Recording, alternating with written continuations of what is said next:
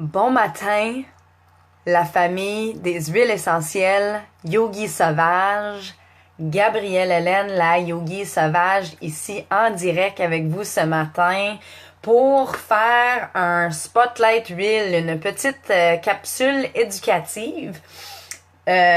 Premièrement, désolée pour mon petit retard. J'avais toutes les intentions de faire cette capsule reel ce matin à 8 heures. Et j'ai réalisé par la suite que j'avais fait 1 heure de préparation pour une capsule d'huile sur le cyprès. Et nous avons déjà vu le cyprès ensemble il y a quelques semaines de ça. Alors, je me suis penchée sur mes livres et sur mes nouvelles huiles et j'ai décidé, à la place de refaire le même travail 2 fois, que j'allais faire une différente huile ce matin. Et d'ailleurs, ça tombe super bien parce que en revenant de mon voyage en Italie, ma commande mensuelle m'attendait avec une nouvelle huile dedans. Je vous la présente, l'huile essentielle de Neroli. Je l'ai essayé pour la première fois hier et ma gang, je n'exagère pas quand je dis je suis tombée en amour immédiatement sur la première inhalation, la première application. Alors je me suis dit, quelle meilleure huile pour vous présenter ce matin qu'une nouvelle qui m'a complètement époustouflée quand je l'ai appliquée hier. Alors, j'ai plein d'informations pour vous ce matin par rapport à l'huile essentielle de Neroli. Pour commencer, je vous donne juste les détails vraiment techniques de doTERRA. Et j'ai plein d'informations ouvertes ici. Alors, la première chose à vous dire, c'est que doTERRA a commencé à offrir le Neroli il y a seulement environ 1 an et demi de ça. Elle est seulement disponible dans la formule rouleau à billes Touch pré-dilué pour application topique. Alors pour le moment, doTERRA n'offre pas des formules d'huile de Neroli pure pour le diffuseur. Il est seulement disponible vraiment dans la formule d'application topique en 10 ml.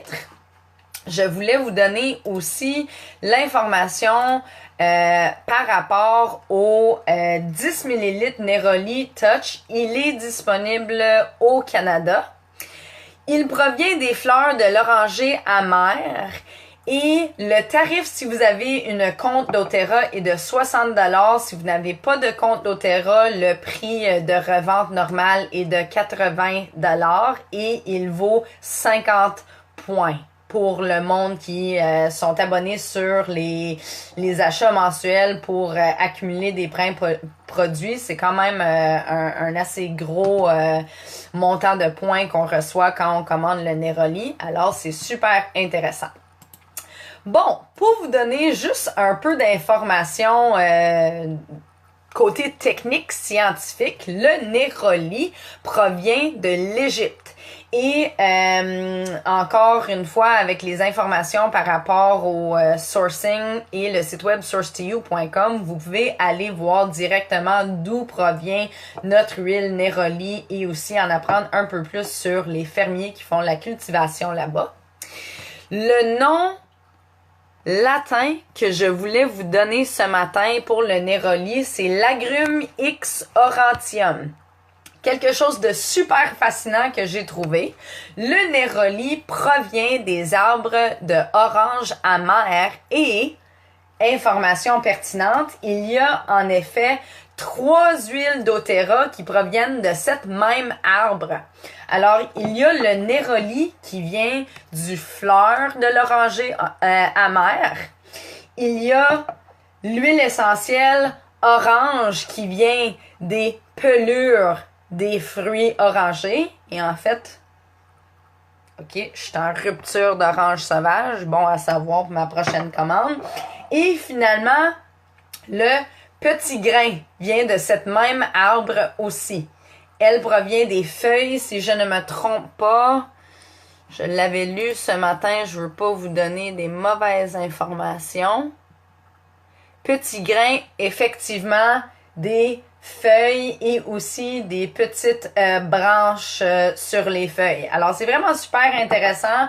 On peut aller chercher plusieurs huiles essentielles avec plusieurs différentes propriétés dans une même plante. Alors, moi, je trouve ça super intéressant. Mais pour ce matin, on va vraiment parler de néroli spécifiquement. Je vous donne quelques informations par rapport à l'utilisation de néroli. Alors, les propriétés sont qu'il est très connu pour les aspects calmants, relaxants, sédatifs. C'est un antidéprimant. Il y a aussi des propriétés de régénération cutanée et cicatrisation. Alors, le néroli est souvent utilisé dans sa forme pure dans des différents produits de soins comme les crèmes de visage, les tonifiants de visage et aussi dans des baumes pour aider à la cicatrisation suite à des accidents ou des interventions, etc. Elle est aussi anti-infectieuse. Alors, c'est une bactéricide antivirale et antifongique entièrement naturelle. Elle est antioxydante et anti-inflammatoire. Ça fait comme vraiment beaucoup de propriétés magiques, hein? Le néroli. Moi qui pensais que ça sentait bon, puis tant mieux, mais en fait, il y a vraiment énormément de propriétés médicinales dans cette huile essentielle-là. L'olfaction, c'est drôle parce que moi, en règle générale, je ne suis pas extrêmement attirée pour les arômes floraux. Des fois, je les trouve un peu trop envahissants. Je vous dirais que celui de néroli est quand même floral, sucré, mais a aussi un petit aspect agrume que je trouve vraiment très agréable. Je l'ai mis ce matin. Il me fait penser, et vous allez penser que je suis complètement bizarre, mais tu sais, les messieurs freeze qu'on mange l'été quand il fait vraiment chaud à l'orange, il y a comme un peu de cet arôme-là dedans, mais pas aussi intense puis pas aussi sirop, mettons, mais il y a un peu cette petite arôme agrume floral qui est vraiment très agréable.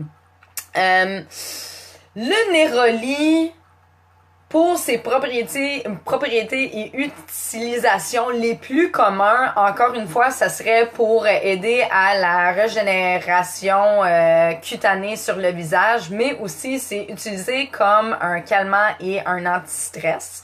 Alors, certainement dans cette formule de touch, ce qu'il y a d'intéressant, c'est qu'on peut en mettre sur la paume de notre main et mettre un peu de notre crème de jour et vraiment le mettre sur notre visage. On peut aussi l'utiliser sur les différents points d'application anti-stress, derrière le cou, sur les points de pulsion, sur le ventre pour aider avec le calme généralisé.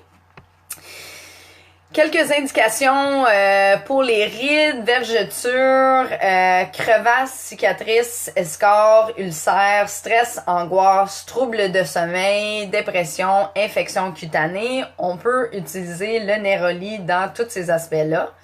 Je ne suis pas à 100% certain, mais étant donné que ça provient d'un agrume, j'ai mes doutes que c'est peut-être photosensible. Je vais vous revenir là-dessus, mais pour le moment, on va dire d'y aller vraiment, d'y faire attention si on l'applique sur notre peau et on est exposé au soleil. Mais je vais vous reconfirmer ça dans les commentaires. Je vais aller un peu plus loin dans mes recherches pour assurer qu'on utilise notre néroli de façon saine et sécuritaire.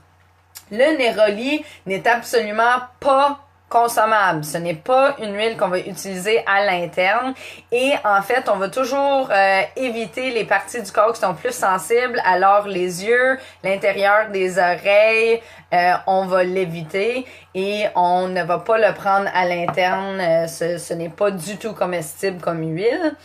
Aussi, à cause de ses propriétés et le processus de distillation qui est quand même assez intense, ça prend beaucoup de fleurs de l'arbre orangé amer pour aller chercher le néroli. Je ne recommanderais pas nécessairement de l'utiliser pour notre ménage. C'est quand même une huile assez précieuse. Alors, moi, personnellement, c'est sûr que je vais m'en servir vraiment de façon topique ou bien dans ma crème à peau ou bien en application topique. Mais je ne le mettrai pas dans mon diffuseur. Je ne l'utiliserai pas pour faire mes produits ménagers. Ça, c'est sûr. Je pense que c'est pas mal le tour des informations que je voulais vous donner. Quelques petites suggestions d'utilisation. Alors, si on a un problème de rougeur au niveau du visage ou si on a peut-être des petites cicatrisations d'acné, etc., on peut ajouter 2 gouttes à notre crème de visage et appliquer de façon topique 1 à 2 fois par jour pour aider à la cicatrisation et aussi à ramener notre peau à une couleur assez uniforme. On peut appliquer tous les jours sur notre visage matin et soir et quelques gouttes de ce mélange dilué peut calmer l'inflammation. Alors, une autre chose que je viens de lire, si vous avez été exposé au soleil un peu trop et vous avez un peu de rougeur ou d'inflammation au niveau de la peau de votre visage, vous pouvez utiliser le néroli en tandem avec votre lavande dans une crème qui va aider avec l'inflammation, la rougeur et aussi la surexposition de soleil au niveau de votre visage. Le néroli peut beaucoup aider avec cela. Quelques petites suggestions de plus de la part du site de doTERRA. Comment utiliser avant de commencer votre trajet pour aller au travail. On met quelques gouttes ou peut-être juste un petit cercle ou cœur sur la paume de notre main. Moi, j'aime bien ça, dessiner des petits cœurs sur mes mains. On met les mains ensemble, on frotte un peu. On inspire et on profite de l'arôme très calmant, très agréable du néroli. On peut appliquer, encore une fois, comme tel que mentionné, on peut appliquer à notre peau pour aider à réduire l'apparence des petites imperfections au niveau de la peau. Et inquiétez-vous pas, oui, je le mets directement sur ma peau, mais j'ai déjà énormément de crème sur ma peau ce matin. On peut aussi l'utiliser avant... en fait, comme partie de notre routine de sommeil le soir, un peu comme on utilise notre lavande, on peut l'appliquer, on peut le mettre sur notre oreiller un peu et l'arôme nous permet de nous détendre vraiment beaucoup. Pour une fragrance personnelle, un peu comme un parfum, on peut l'appliquer à nos poignets, à notre cou, à l'arrière de la tête. Et on peut aussi l'appliquer à des parties un peu plus inflammées ou tendues de notre corps et l'utiliser pour faire des massages musculaires. L'arôme va nous aider à nous détendre. Alors ça, c'est juste quelques utilisations du néroli. Finalement, j'ai fait un peu de recherche par rapport aux propriétés affectives, émotionnelles de l'huile essentielle de néroli et il est connu comme l'huile essentielle de l'harmonie. Alors, l'huile essentielle des buts communs et du partenariat. Il est utilisé pour unifier et stabiliser les relations interpersonnelles, spécifiquement les relations romantiques. Il est un calmant connu et aide à l'évolution positive de l'énergie sexuelle et l'harmonie sexuelle dans les relations. Hein? Intéressant, hein? Je sais, vous allez tout le mettre sur votre prochaine commande après avoir entendu ça, hein? Fait que c'est ça L'huile essentielle de Neroli, je peux pas le recommander assez. Oui, le prix de point est un peu plus élevé, alors on se gâte avec le Neroli, mais l'arôme est absolument extraordinaire. Et étant donné qu'on l'utilise spécifiquement en application topique, une bouteille de 10 ml peut quand même nous durer 2 à 3 mois si on y va quand même doucement avec l'application. La dernière chose que je voulais mentionner ce matin, j'ai eu une question très intéressante de Annie dans notre forum qui, comme nouvelle utilisatrice d'huile, voulait savoir s'il y avait des points particuliers d'application pour les huiles essentielles sur le corps. C'est une excellente question. Et justement, quand on apprend à utiliser nos huiles essentielles dans le quotidien, des fois, on se dit, est-ce qu'il y a des choses à éviter, etc. La réponse est une non-réponse pour Annie et tous. Gang, la meilleure façon de trouver vos points d'application préférés sur le corps, c'est vraiment de le tester et voir ce que vous aimez. Avec quelques consignes de sécurité, bien sûr. Alors, les huiles essentielles, à moins qu'on les prend à l'interne de façon très intentionnelle, on va toujours éviter de les mettre directement sur les lèvres ou à l'intérieur de la bouche. Sur les lèvres, on peut le faire s'ils sont bien dilués et on veut faire une bombe à lèvres. Ça, c'est correct, mais vraiment avec une haut taux de dilution. On veut toujours éviter de mettre des huiles essentielles dans les oreilles ou trop proche des yeux. Ça, c'est des parties du corps qui sont vraiment très sensibles. On veut éviter de les brûler ou de les irriter en mettant les huiles trop proches. Et certainement, j'aurais sûrement pas à vous le dire, mais des fois, on le sait pas. Il faut toujours et en tout temps éviter les régions génitales du corps avec les huiles essentielles. C'est vraiment beaucoup trop sensible comme place pour mettre des huiles essentielles, alors on l'évite.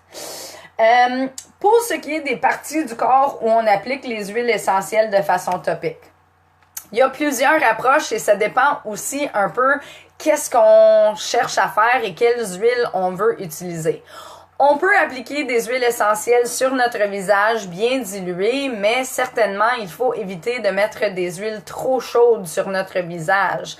Alors, je vous donne un exemple. L'huile d'origan, l'huile de poivre noir, l'huile de cannelle. Ça, c'est toutes des huiles essentielles très chaudes. On éviterait de les mettre sur le visage spécifiquement. Ça va aussi pour le Deep Blue, le mélange Deep Blue. Ça, c'est vraiment plutôt musculaire et inflammatoire. Alors, on le met plutôt sur les régions musculaires qui sont inflammées, qui ont besoin d'un peu de chaleur, un peu d'amour. À la base, gang, vous le savez, je le répète tout le temps, mais le plus important, c'est juste d'assurer que votre taux de dilution est assez élevé pour que ça soit sécuritaire. Et après ça, vous pouvez un peu explorer. Moi, mes parties du corps préférées pour mettre des huiles essentielles sont sur mes points de pulsion. Alors, ici, à l'intérieur des poignets, ici, sur le cou, des fois même sur les chevilles. C'est sûr qu'à la fin de la journée, quand j'ai mal, quand j'ai un peu d'inflammation au niveau des pieds, je vais mettre mes huiles essentielles dans ma crème à pieds, je vais masser mes pieds. Le Deep Blue, la crème ou le rouleau, je l'utilise partout sur le corps où il y a un peu de tension musculaire.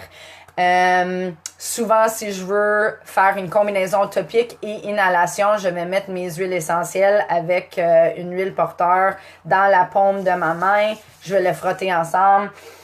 Je vais l'inspirer et le surplus, je vais le mettre sur le cou. Et comme ça, c'est assez proche de mon nez que je vais sentir l'arôme pendant un petit bout après l'application.